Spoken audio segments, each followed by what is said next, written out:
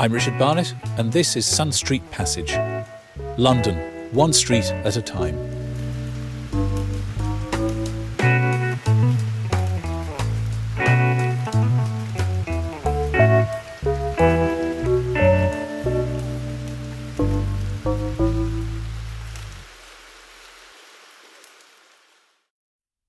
Rising and falling with the rhythm of the ocean, the plankton drift by.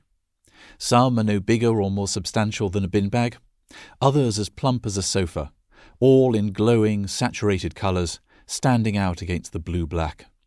Something like a sea slug fribbles lazily along, the size and speed of a black taxi in traffic. Then the scene shifts. My eyes take a few seconds to catch on, but the images resolve into a clockwork kaleidoscope of Christmas trees. The soundscape has changed too, from bassy, amniotic ambient to the cheerful, faintly patronising voice of a preschool teacher addressing a child. Sitting here, it's hard not to feel like an infant in a crib, gazing up at a mobile, wordlessly absorbed by the bright lights and the primary colours and the endless scrolling movement. Suddenly, everything goes white. A patchy crowd of visitors look around, as if realising for the first time that we've all been gazing up at the interior of an immense void lined with screens. Through the entrance portals, we can see West End life going on around us.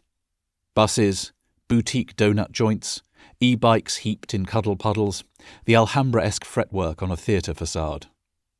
What is this place? According to its website, this is Outernet, an immersive entertainment district, opened in 2022 and, apparently, the most visited cultural attraction in the UK.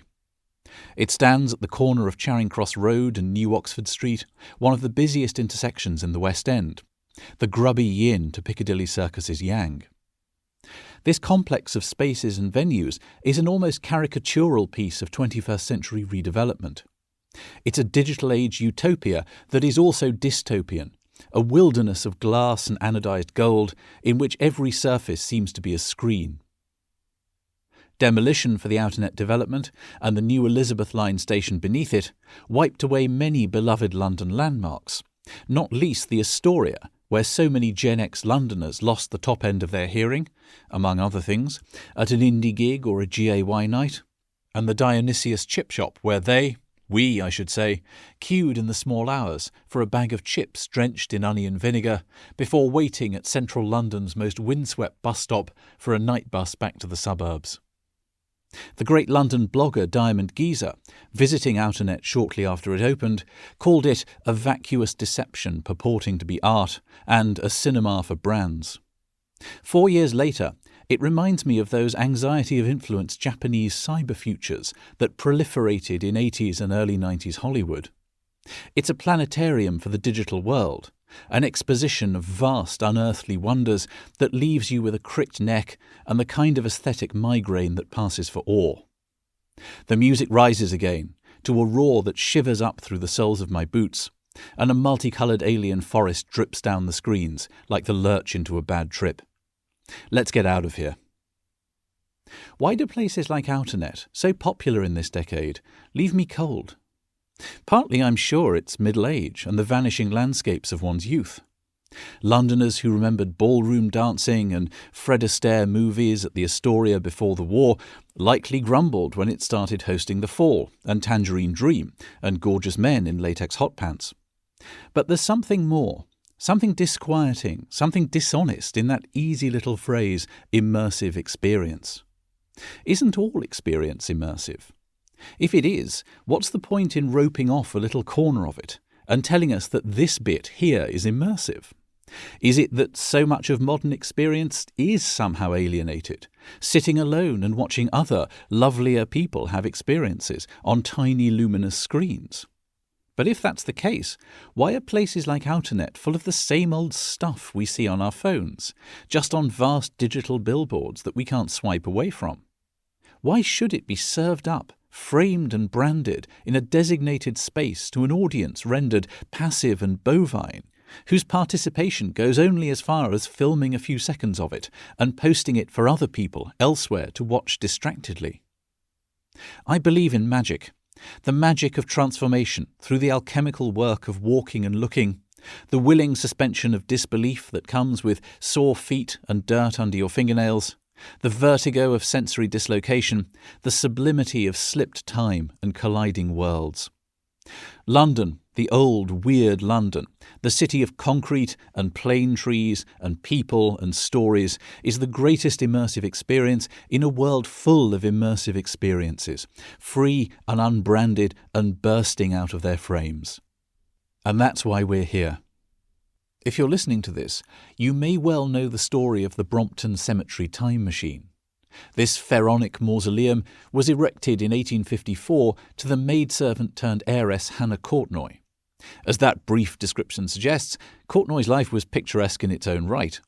But in the last few decades, her tomb has acquired its own mythos, a secret life as a time machine or a teleportation chamber. In this episode, we're going to visit Fitzrovia's very own time machine, a portal to the lost history of the West End. Hanway Street, where we're going, is not much more than a quiet little alley, but it echoes with the shouts of Victorian schoolchildren and the choruses of music hall songs and the murmured conversations of new women taking tea without a chaperone and Rock Island line belted out over the hissing of a Gaggia machine. And it's just across the road.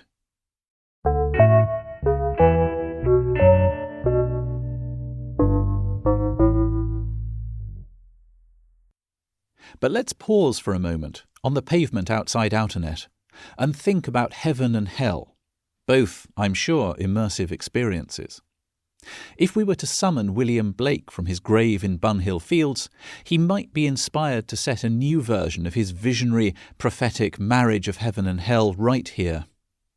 At our feet, a great glass trapezoid, like an infant shard fallen on its face, leads down to London's latest extension of the underworld, the Elizabeth line.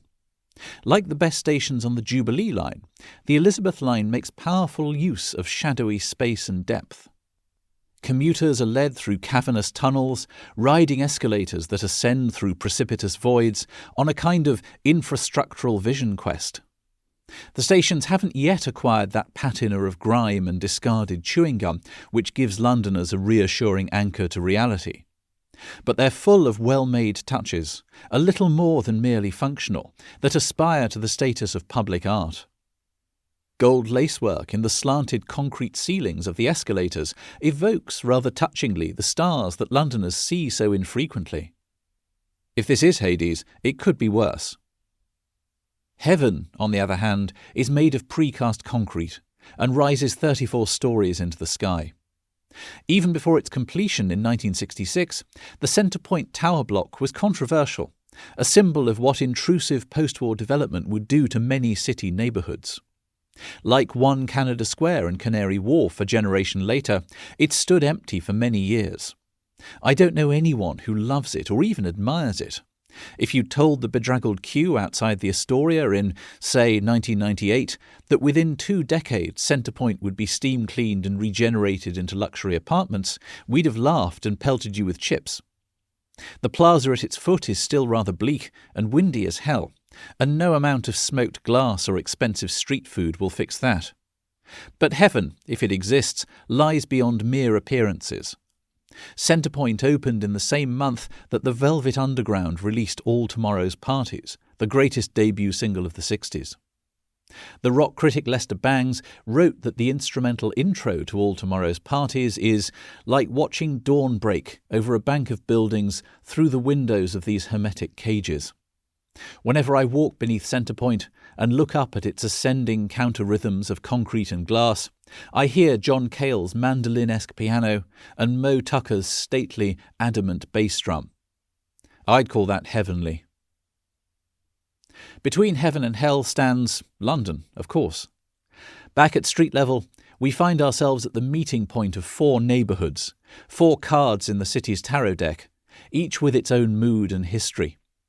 Bloomsbury to the northeast, full of Georgian squares and bohemian triangles.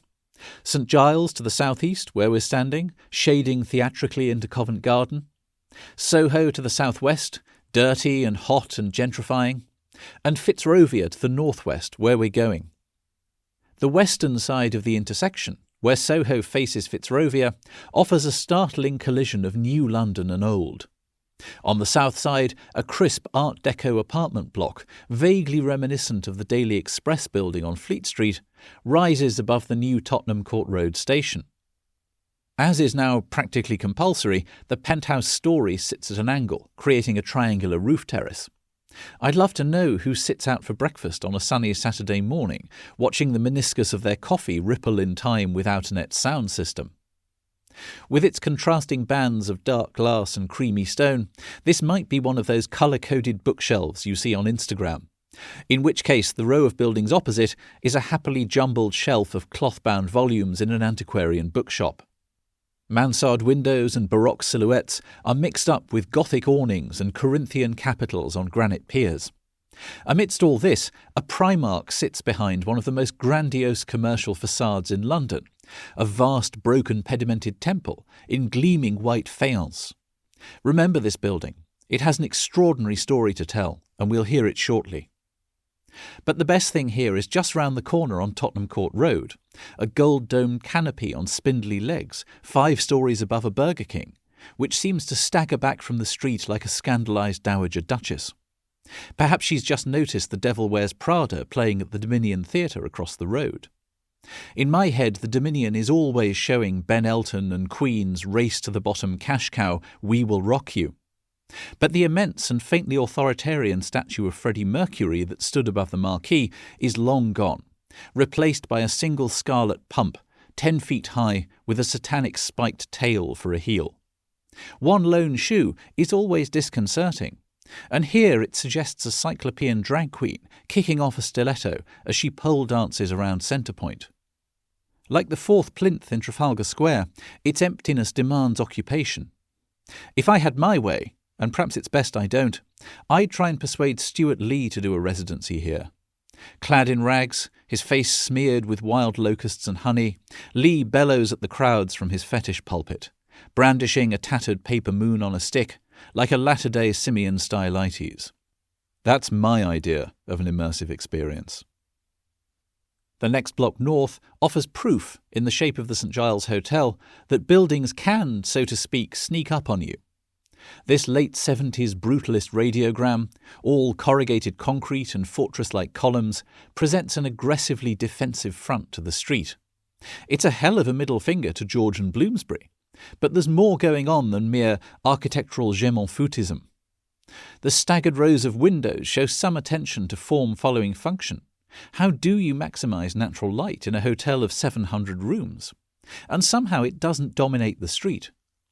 In 3 decades of walking the Tottenham Court Road, this is the first time I've really noticed it. The world's first branch of the YMCA sits unobtrusively beneath the rear of the building, while the smoked glass windows of the first-floor casino might provoke retro daydreams of white platform boots and breakfast in sunglasses. Opposite the St Giles Hotel, we find at last the portals of our time machine. 2 matching postmodern towers of faceted glass, one holding a Boots, the other a mobile phone store, bracket a shabby-looking back street on the eastern side of Tottenham Court Road. This is Hanway Street, and it does not seem to care much about first impressions. Its walls are plastered with posters for club nights and gaming festivals, and a doorway behind the phone store is evidently a popular urinal. Welcome to Fitzrovia. Quite the contrast with Bloomsbury behind us, on which nobody has ever relieved themselves without written permission from the Duke of Bedford. The flux capacitor for our time machine, if you will, is a pair of essays by the Survey of London, published on their website in 2015. I've linked them on the Reading and Resources page, and if you have half an hour over a cup of coffee, do check them out. The essays tell the story of Hanway Street in lucid, meticulous detail, and they're full of delightful touches, like the muffin shop of some celebrity, which stood at number 42 in the early 19th century, or John and Tommy Milo, the Greek Cypriot twins and amateur wrestlers, who ran the Acapulco Coffee Bar at number 22 in the mid-50s. As we take our first steps onto Hanway Street, with the Survey of London tucked metaphorically in our back pockets, we find ourselves swept back to the early years of the 18th century. Our story begins with a new feature in London's landscape, which has gone on to touch all of our lives. Welcome to the suburbs.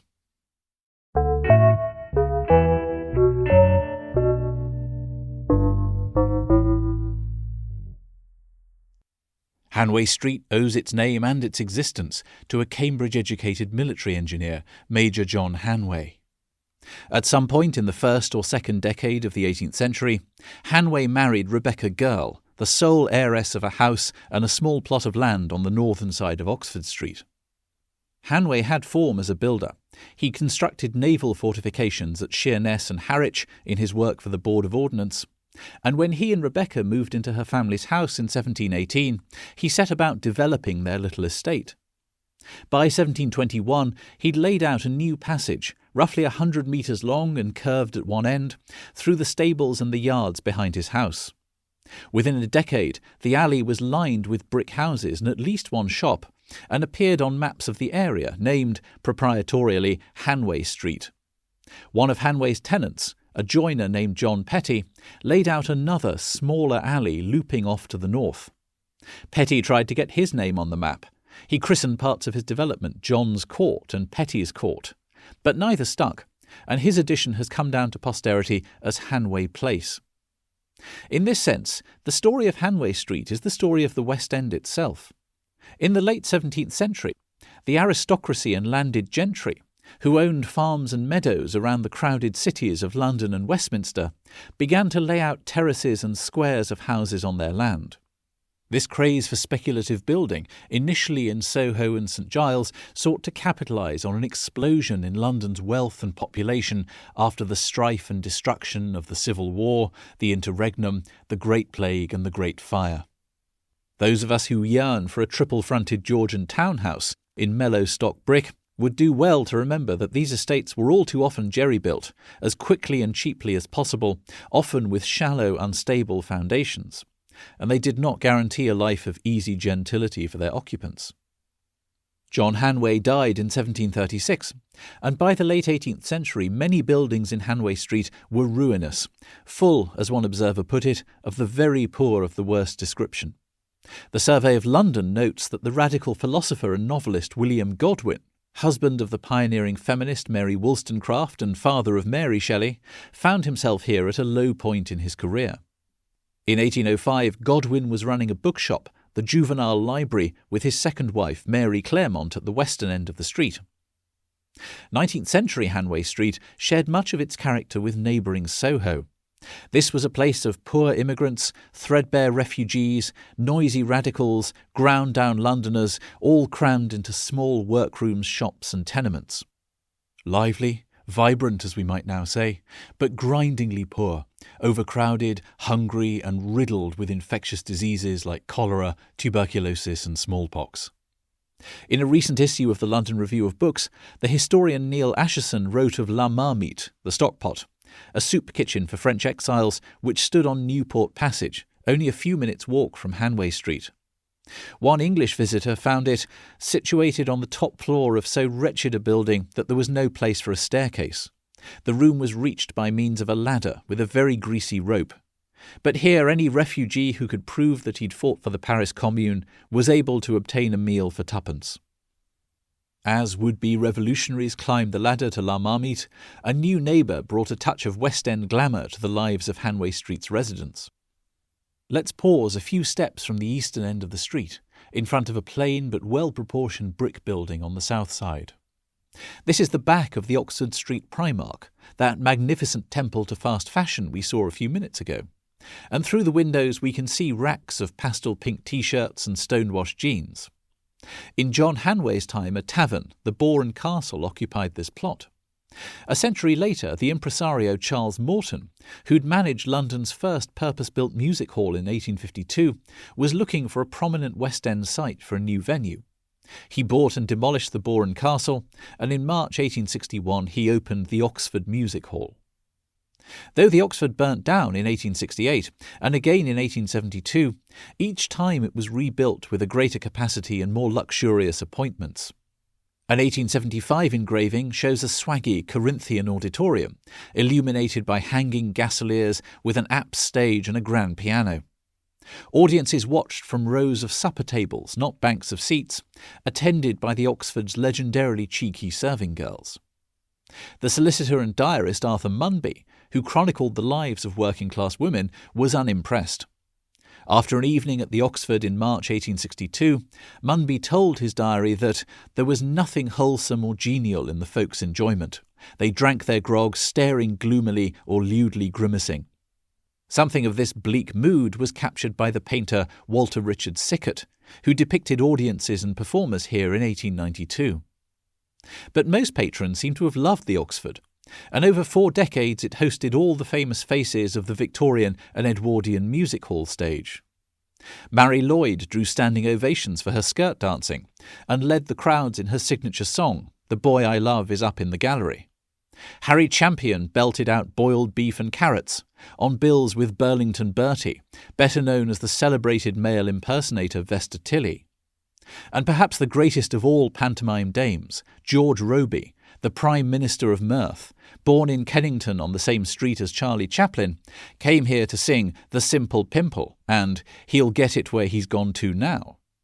The Oxford stage door opened onto Hanway Street, and on a winter's evening one might not be surprised to encounter a cavalcade of spectres, waiting for their cabs in the afterglow of a performance, murmuring a ghostly chorus of "The Boy I Love Is Up in the Gallery." Reopened as a theatre in 1917, the Oxford had an immediate hit with, no smirking at the back, The Better Whole. This sentimental musical comedy was based on the cartoons of Bruce Bairnsfather and featured Old Bill, the archetypally grumbling but good-hearted Western Front Tommy. The Better Whole ran for 811 performances before transferring to Broadway, and it was even made into a very early talkie in 1926. For the London run, Bill was played by the energetic if unsubtle Arthur Bourchier, who, to judge from contemporary press photographs, may well have been upstaged by his own false moustache. The Oxford finally closed in 1926, but the building that replaced it, the building we're looking at now, arguably had an even greater influence on what we might call London's popular life. As we'll discover, Hanway Street has had a long connection with London's Jewish communities, and the story of this building begins with the Glicksteins, a Jewish family with roots in Prussia. In 1843, the Glicksteins settled in Whitechapel, and Lena, a daughter of the family, married the East End tobacco merchant Barnet Salmon. By the end of the 19th century, the Salmons and the Glicksteins had a nationwide reputation, partly as promoters. Venice in London, their 1891 extravaganza at Olympia, featured real Venetian gondolas, and partly from their tobacco firm, Salmon and Glickstein. In 1894, the scion of the family, Montague Glickstein, spotted a business opportunity in the West End. Oxford Street and Piccadilly were full of high Victorian taverns and chop houses. But London's growing and self-consciously respectable lower middle classes, especially women, especially younger new women, embracing social freedoms their mothers might hardly have dreamed of, had few places in which to meet friends for tea, or restore their tissues after shopping or before a show. Feeling that the Glickstein Salmon Tea House might be too much of a mouthful, Montague borrowed the surname of his brother-in-law, Joe Lyons. As the historian Rosemary Hill has observed, this largely passive figurehead gave his name to a nationally famous chain of tea shops and a global food brand. I recall gorging on Lyons-made choc ices every summer when I was a boy. The Lyons Tea Room on Coventry Street, serving tea and cakes but strictly no alcohol, was an instant hit, and Monty moved quickly to capitalise on his success. From 1909, he opened a chain of Lyons corner houses across the West End, from Marble Arch to the Strand. The Oxford Street branch, the building in front of us, opened in 1928. So imagine strolling into this palace of refreshment on a warm spring day in 1930, say, in your father's hand-me-down Sunday best three-piece or a cotton frock your mother had stitched. The gleaming white front is so grand it makes you giggle, and inside are 4 or 5 floors of democratic luxury, open to anyone with a few shillings in their purse or their pocket. If you're in a hurry, you can order from the bakery counter and perch at a bar. And there's a hairdresser and a florist in here too, and usually people dancing to a small orchestra. Today, though, you go up the grand staircase and find a table, by the window perhaps, so you can look down on the flocks of Homburgs and flat caps and cloche hats on Oxford Street. Your order will be brought to your table in what seems like seconds by a nippy, one of a small army of upbeat, fleet-footed waitresses, all clad in a crisp and distinctive uniform. Take a look at the menu. Do you fancy an iced bun, a slice of Battenberg cake, a sausage roll, or good old-fashioned bread and butter, all washed down with tea or coffee, or even, according to Hill, iced Bovril? All good things, even iced Bovril, come to an end. After the Second World War, Lyons branched out into steakhouses and, God help us, wimpy bars, and the corner houses fell into decline. This one seems to have closed in the late 60s, and by the late 90s, when I came to London, it was a Virgin megastore. Cosmic vengeance, perhaps, for Lyons having employed a young Margaret Roberts, before she was Thatcher, as a research chemist, working on emulsified ice cream in the early 1950s. Primark, though, does share some of the demotic spirit of the Oxford Music Hall and the Lyons Corner House, and in a few places the original Lyons interiors survive, hinting at the afternoons of friendship and the evenings of romance that our grandparents spent here.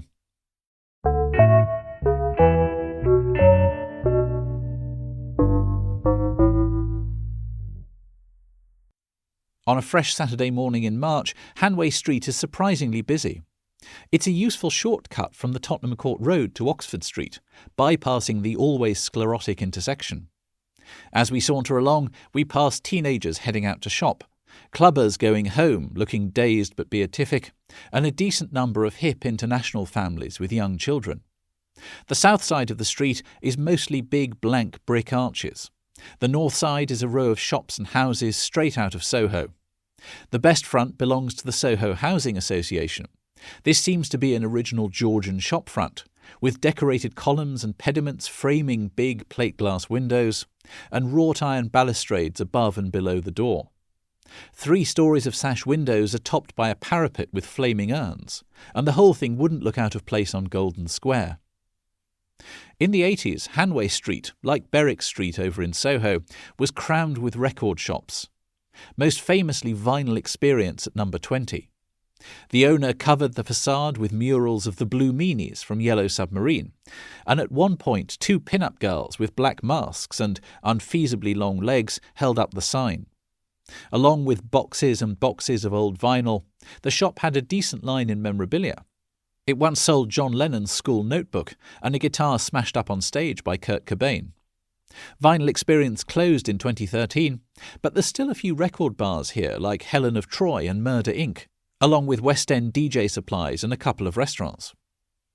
As we reach the western end of Hanway Street, we find the first obvious evidence of redevelopment. A block of apartments in modern red brick, with wide arches at street level and tall, thin windows, almost lancets, above.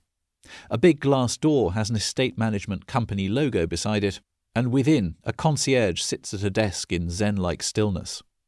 Like a lot of recent developments, it has a dockside, warehousey feel, the architectural equivalent of an expensive chore jacket. Above the second story, though, this self-conscious understatement is replaced by an M.C. Escher jumble of balconies, windows, terraces, planters and pergolas, a hanging gardens of Fitzrovia for those who can stick the rent. The impudent delights of Oxford Street are mere feet away, but we'll resist them, for the moment at least, and turn right onto Hanway Place. We're entering a narrow canyon lined with tall, taciturn houses, 3 or 4 stories high. Ranks of buzzers and swarms of key boxes by the doorways suggest short-term rentals. 2 old gas lamps, converted to electricity, intensify the feeling that we've stepped out of time, as does a Victorian warehouse with a cast-iron crane. This might be the quietest street in the West End, though it's clearly a popular place for a cigarette break. On my visit, a road sweeper, a food delivery cyclist, and 2 security guards were all watching skeins of smoke dissolve into the air, lost in their bubbles of solitude like horses standing around in a field. At the far end of this Dickensian alley, it's a relief and a delight to find enlightenment in the form of the old Westminster Jews Free School. This is a big, dignified civic building, looking very much like a Victorian board school, with tall sash windows which, in Chelsea, might have belonged to one of Augustus John's studios. A terracotta frieze, full of arts and crafts flourishes, has the school's name in confident capitals, and a cloistered staircase, my favourite feature, is straight out of a Giorgio de Chirico dreamscape. The roots of the school, and the congregation that founded it, lie a few streets away. They reflect the extraordinary cultural and intellectual richness of London's Jewish communities over several centuries, and their enduring concern for philanthropy and collective improvement. In 1761, a new Jewish congregation met in the house of the Russian-born merchant Wolf Liepmann on Great Pulteney Street in Soho. The Western Synagogue, as it became known, to distinguish itself from the older Great Synagogue and the Bevis Marks Synagogue in the city, had several homes in the area over the next half-century. As it moved, it built a socially mixed congregation, with wealthy West End merchant dynasties worshipping alongside poor émigré families from Soho and Bloomsbury.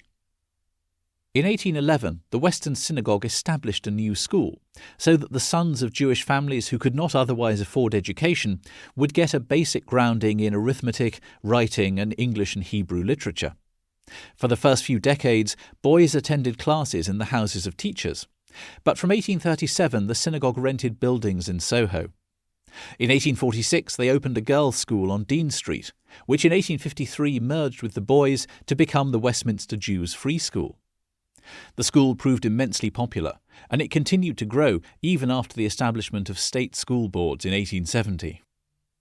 Its governing committee was often headed by the financier and philanthropist Moses Montefiore, next to Disraeli perhaps the best-known Jewish Londoner of the 19th century, and offered full scholarships to many students. In 1882 it moved to this building, and by the early 20th century more than 700 pupils were coming here for lessons.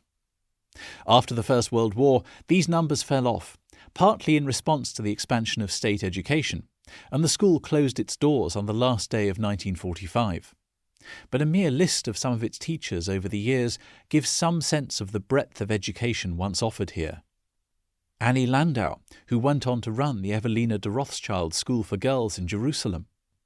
The Welsh Jewish portrait painter Barnet Samuel Marks, who admired the work of Thomas Bernardo and painted before and after portraits of children admitted to Bernardo's boys' homes. And the poet and translator Annie Lucas, Moses Montefiore's niece, whose 1898 anthology The Jewish Year set devotional poems alongside Torah readings for each Sabbath.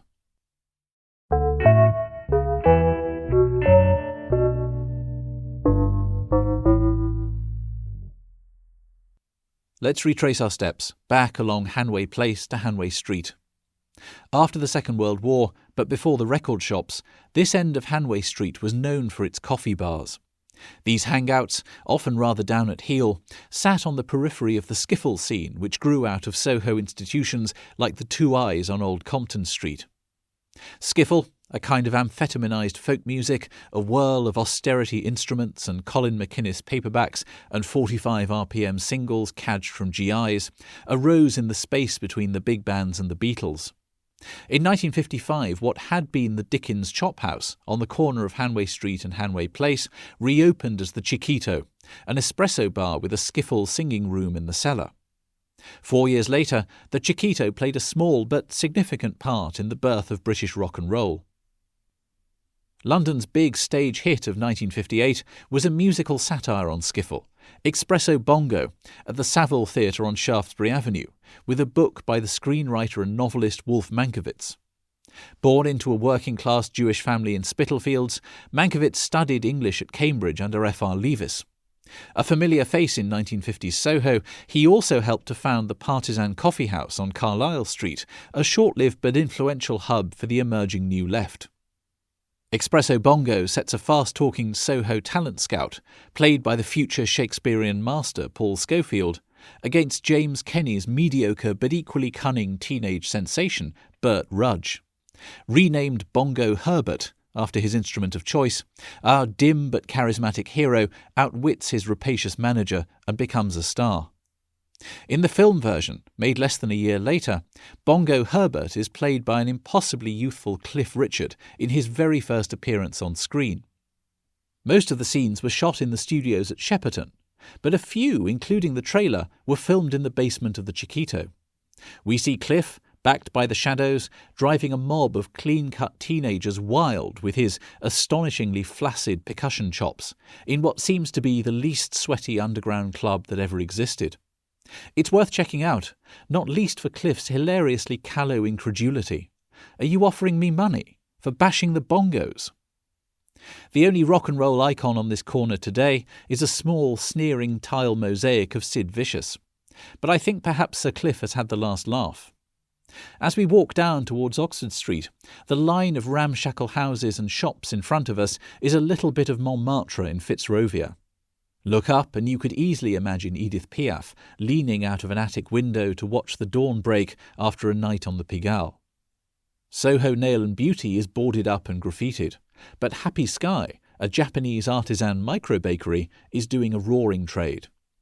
The pavement outside is crowded with people drinking coffee and eating honey toast, including an incredibly annoying NYC father whose voice reverberated along the street for much of my visit. But we discard him, and just before the end of Hanway Street we pass its most well-loved modern fixture, Bradley's Spanish Bar. Originally an 1860s tenement with rooms above a workshop, the building was occupied by a sewing machine manufacturer, then a first-class eating house, then a wine house which, according to the Survey of London, served biscuits and sandwiches with the claret and burgundy. In the 1950s, the sherry importers Williams and Humbert split the venue into an English bar in the cellar and a Spanish bar on the ground floor. Since the 70s, it's been known as Bradley's Spanish Bar, after William Bradley, a glasscutter who once worked on Hanway Place. Drop in when you're next passing. Bradley's has one of London's great jukeboxes, and that indefinable, comfortable, secret garden atmosphere that makes you want to settle in and order a bottle. After this conviviality, it comes as something of a shock to be ushered out onto Oxford Street, between an empty shopfront and a discount perfume store.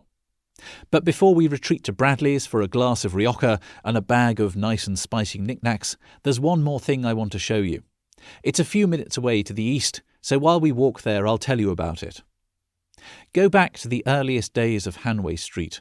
Major John Hanway, living in the house of his wife Rebecca Girl, here on the northern side of Oxford Street, in the early 18th century. In 1728 the Hanways had a house guest, Jonas Hanway, John's nephew, on his way to take up an apprenticeship in Lisbon. On his return to London, Jonas set up in business. He made a fortune from a partnership with a merchant in St. Petersburg. He travelled through Russia and Persia, dodging pirates and Turkoman warlords. Back in London, he published a surprisingly racy historical account of British trade over the Caspian Sea, and he devoted the rest of a long life to philanthropy and what might tactfully be called well-intentioned meddling. The text of his memorial in Westminster Abbey gives a good sense of his interests and his self-regard. The helpless infant nurtured through his care, the friendless prostitute sheltered and reformed, the hopeless youth rescued from misery and ruin and trained to serve and defend his country, uniting in one common strain of gratitude, bear testimony to their benefactor's virtues. In the words of the historian Charles Wilson, Hanway was one of the most indefatigable and splendid bores of English history. In an essay on tea, published in 1756, he claimed the drink was pernicious to health, obstructing industry, and impoverishing the nation.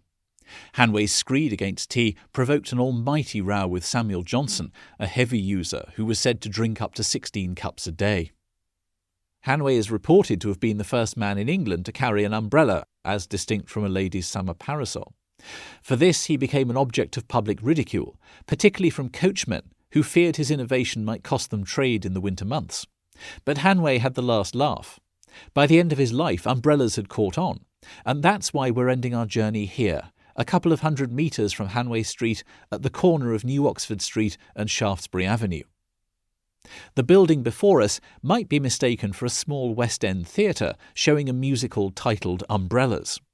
Few shops set out their trade in metre-high red letters on a marquee above their door, but James Smith & Sons is no ordinary shop.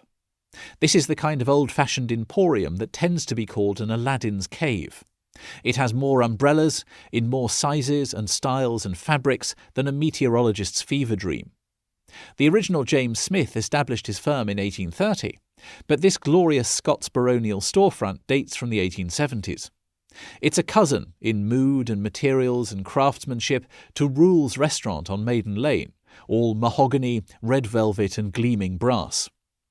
Above the windows, their merchandise is announced in florid silver lettering.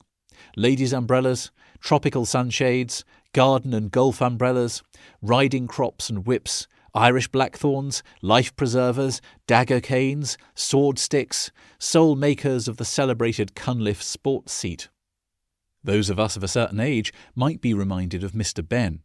It seems entirely plausible that a courteous, faintly psychedelic shopkeeper might usher you through a magical curtain and into Singing in the Rain or the Umbrellas of Cherbourg. I'd love to be an anthropologist among the tribe of people who buy their umbrellas here. Are they gifts, or do they actually get used? What do you do when you leave an umbrella that costs as much as an iPhone on a train? Do they end up stuffed into litter bins when a gale turns them inside out? What proportion of people who enter the shop actually leave with an umbrella or a blackthorn, or, come to that, a celebrated Cunliffe sports seat? But our shopkeeper merely smiles, inclines his head, and murmurs to himself that it looks like rain.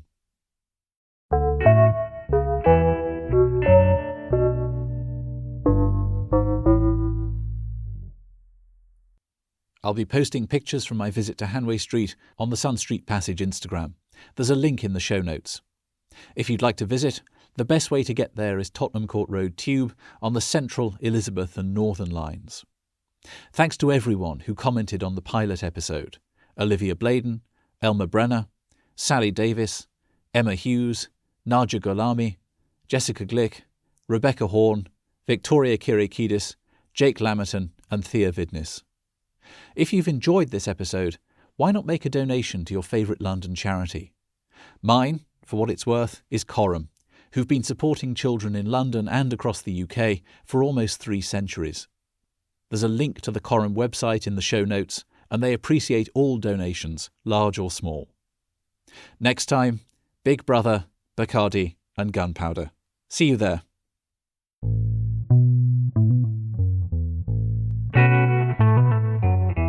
Sun Street Passage is written and produced by me, Richard Barnett. Mean Free Path made the music and the art from Wenceslas Holler's 1647 Long View of London. Thanks for listening.